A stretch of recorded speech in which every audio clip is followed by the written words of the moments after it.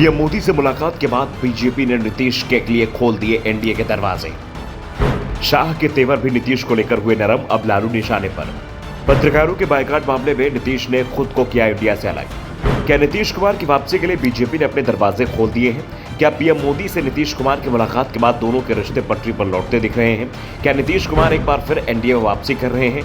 नीतीश कुमार को लेकर इस समय बिहार में चर्चाओं का बाजार गर्म है। दावा किया जा रहा है कि इंडिया गठबंधन से नीतीश कुमार निराश हो चुके हैं।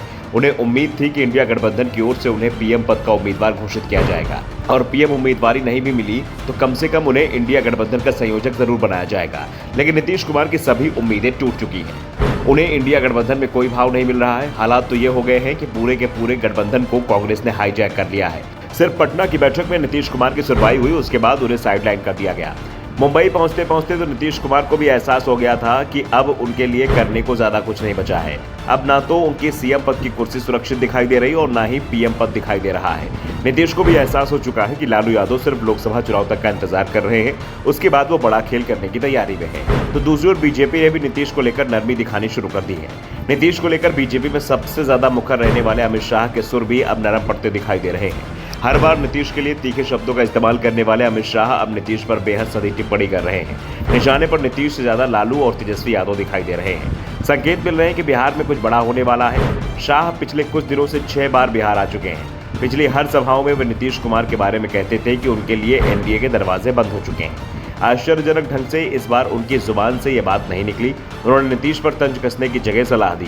तंज वो लालू और तेजस्वी पर कसते रहे। दरअसल G20 के आयोजन के बाद से स्थितियां बदली हुई दिख रही हैं। राष्ट्रपति द्रौपदी मुर्मू ने G20 के आयोजन के अवसर पर रात्रि भोज दिया था, जिसमें शामिल होने के लिए सभी राज्यों के मुख्यमंत्रियों को राष्ट्रपति भवन में न्योता भेजा गया। गैर भाजपा सरकार के कुछ मुख्यमंत्रियों ने भोज में शामिल होने से परहेज किया, लेकिन नीतीश कुमार इसमें शामिल हुए। अरसे बाद ये पहला मौका था जब पीएम नरेंद्र मोदी से नीतीश का आमना सामना हुआ। न सिर्फ दोनों मिले, बल्कि जिस अंदाज में तस्वीरें सामने आई, उन्हें देखकर नीतीश के साथी सहयोगियों के कान जरूर खड़े हो गए होंगे। पीएम मोदी और नीतीश कुमार कभी हंसते मुस्कुराते साथ दिखे, तो कभी अमेरिका के राष्ट्रपति जो बाइडेन से सीएम नीतीश कुमार को पीएम नरेंद्र मोदी मिलाते नजर आए। उसके बाद से ही अटकलों का बाजार गर्म है। इसी बीच अमित शाह बिहार आए तो उनकी जुबान से नीतीश कुमार के बारे में कड़वे शब्द नहीं निकले। बिहार के सियासी गलियारे में पखवाड़े भर से यह चर्चा गर्म है कि बिहार में फिर कोई खिचड़ी पक रही है। नीतीश ने भी पीएम मोदी को जन्मदिन की बधाई देकर उन अटकलों को हवा दे दी है। बात में अगर सच्चाई है तो ये समय पर उजागर हो जाएगी। दरअसल बीजेपी बिहार में दमदार भरोसे का साथी तलाश रही है। अभी तक बीजेपी के साथ उपेंद्र कुशवाहा और जीतन राम मांझी तो आ गए हैं, लेकिन नीतीश जैसे कद का कोई आदमी ना बीजेपी में है और ना एनडीए के साथी दलों में है।